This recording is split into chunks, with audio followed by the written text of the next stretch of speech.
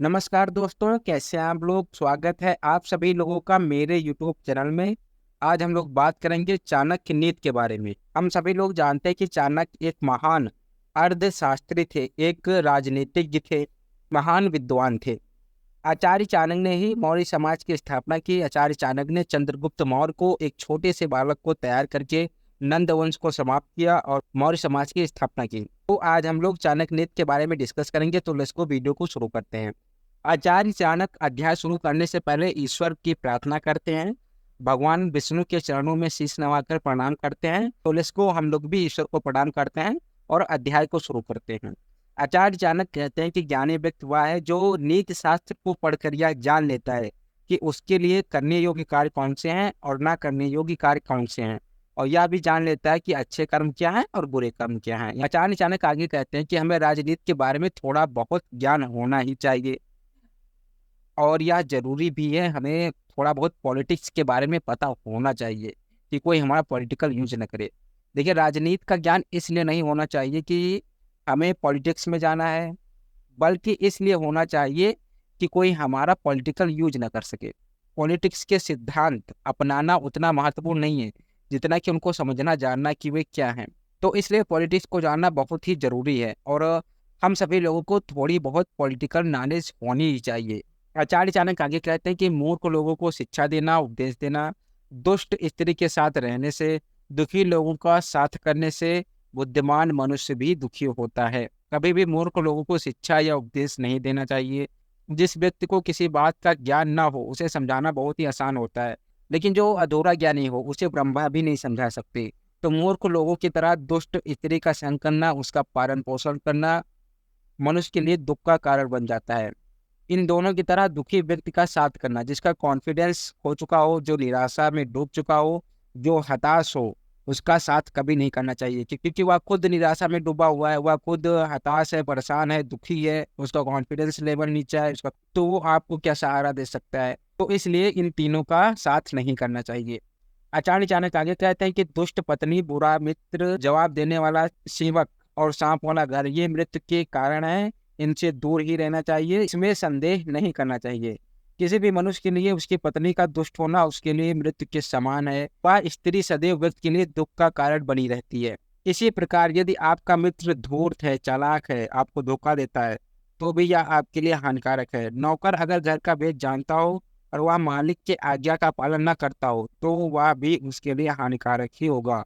तो इनसे मनुष्य को बचना चाहिए। चाणक्य आगे कहते हैं कि विपत्ति के लिए पैसा बचाना चाहिए, धन की रक्षा करनी चाहिए, धन से अधिक रक्षा अपनी पत्नी की करनी चाहिए, लेकिन जब बात अपने पर आ जाए तो धन और पत्नी दोनों को त्याग देना चाहिए। संकट में, दुख में धन ही मनुष्य के काम आता है, तो हमें संकट के समय धन को बचाना चाहिए।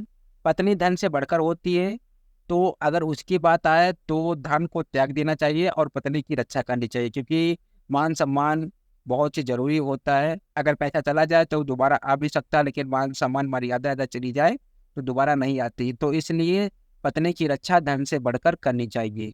और यदि बात अपने पर आ जाए तो धन और पत्नी दोनों को त्याग देना चाहिए और अपनी रक्षा करनी चाहिए, क्योंकि जब हम अपनी रक्षा कर लेंगे तो तभी हम इन दोनों की रक्षा कर सकते हैं, नहीं तो हम इन दोनों की रक्षा भी नहीं कर सकते। इसलिए यदि बात अपने पर आ जाए तो पत्नी और धन दोनों को ही त्याग देना चाहिए और सबसे पहले अपनी रक्षा करनी चाहिए। चाणक्य आगे कहते हैं कि जहाँ किसी व्यक्ति का सम्मान ना हो, जहाँ व्यक्ति को कोई काम ना मिल सके, जहाँ अपना कोई सगा संबंधी ना हो, जहाँ विद्या प्राप्त करने का साधन ना हो, ऐसे जगहों पर रहने का कोई महत्व नहीं है। चाणक्य और आगे कहते हैं कि जिस शहर में कोई धनवान व्यक्ति ना हो, जिस देश में वेदों को जानने वाला विद्वान ना हो, जिस देश में कोई राजा या सरकार ना हो, जिस शहर में कोई डॉक्टर ना हो, जिस स्थान से कोई नदी ना बहती हो, इन जगहों पर भी यहीं रहना चाहिए। चाणक्य आगे कहते हैं कि किसी महत्वपूर्ण कार्य के लिए किसी सेवक को भेजा जाए तब उसकी ईमानदारी का पता चलता है। विपत्ति के समय सगे संबंधियों तथा मित्रों की पहचान होती है, और गरीबी में, धन के अभाव में, जब पैसा ना हो तब पत्नी की पहचान होती है। चाणक्य आगे कहते हैं जो निश्चित को छोड़कर अनिश्चित का सहारा लेता है उसका निश्चित भी नष्ट हो जाता है। अनिश्चित तो नष्ट होता ही है, अर्थात जिस चीज का मिलना पक्का निश्चित है उसे कर लेना चाहिए। ऐसा ना करने पर जो व्यक्ति अनिश्चित है, यानी जिसका मिलना पक्का ना हो, उसकी ओर भागता है, उस व्यक्ति को जो मिलने वाला भी होता है वह भी नहीं मिलता है। ऐसा आदमी अक्सर आधी तज न पूरी पावे, आधी मिले न पूरी पावे की स्थिति का शिकार हो जाता है। आचार्य चाणक्य आगे कहते हैं कि विवाह समान घर में करना चाहिए, अपने लेवल में करना चाहिए। विवाह के लिए वर और वधु दोनों का घराना एक लेवल का होना चाहिए। बुद्धिमान मनुष्य को अपने समान कुल की कन्या से ही विवाह करना चाहिए, चाहे कन्या साधारण रूप रंग की ही क्यों ना हो। निम्न कुल की कन्या यदि सुंदर और सुशील भी हो तो उससे विवाह नहीं करना चाहिए। आचार्य चाणक्य आगे कहते हैं कि किसी भी चीज पर आंख बंद करके भरोसा नहीं करना चाहिए।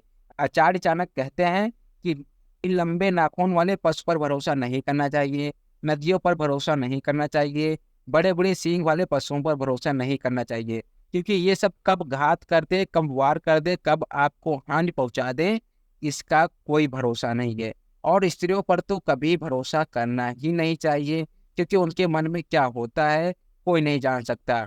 वो कहते कुछ है, करते कुछ है, प्रेम किसी और से और प्रदर्शन किसी और से। तो नारी पर कभी भी आंख मूंद कर भरोसा नहीं करना चाहिए। चाणक्य आगे कहते हैं कि विष में पड़े हुए अमृत को ले लेना चाहिए। सोना यदि गंदगी में पड़ा हो तो भी उसे उठा लेना चाहिए। अच्छा ज्ञान और विद्या किसी नीच कुल वाले व्यक्ति से भी मिले तो उसे खुशी से ग्रहण कर लेना चाहिए। इसी तरह यदि दुष्ट कुल में कोई गुणवान सुशील श्रेष्ठ कन्या हो तो उसे स्वीकार कर लेना चाहिए। आचार्य चाणक्य आगे कहते हैं कि स्त्रियों में आहार पुरुष से 2 गुना होता है, लज्जा 4 गुनी होती है, किसी बुरे काम करने की हिम्मत स्त्री में पुरुष से 6 गुना होती है तथा कामोत्तेजना संभोग की इच्छा पुरुष से स्त्री में 8 गुना होती है। यहाँ पर चाणक्य नीति का पहला अध्याय समाप्त होता है। वीडियो पसंद आया हो तो वीडियो को लाइक करिए, चैनल को सब्सक्राइब कर लीजिए और कमेंट बॉक्स में अपनी राय दीजिए। वीडियो देखने के लिए बहुत बहुत धन्यवाद।